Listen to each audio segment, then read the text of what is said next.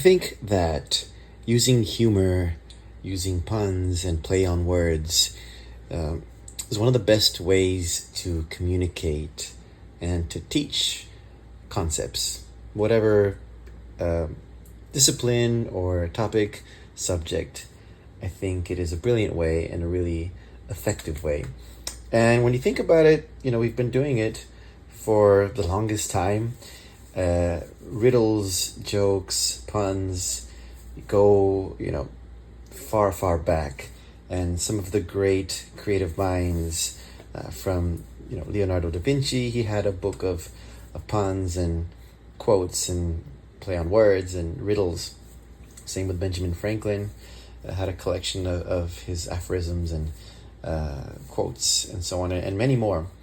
And some of the greats and favorites across popular culture, like Dr. Seuss, Edward Gorey, and many others, just are universally engaging and inspiring and traverse disciplines and ages and are really universally loved. And I think it speaks for the our love as humans of language, of humor, because it takes a sort of wittiness and it also makes it more digestible, engaging, funny, and also there's a level of mutual understanding that is needed to understand a joke. So you kind of you find a common ground already in order to understand the play on word or the joke, whether that's usually it's linked with the language,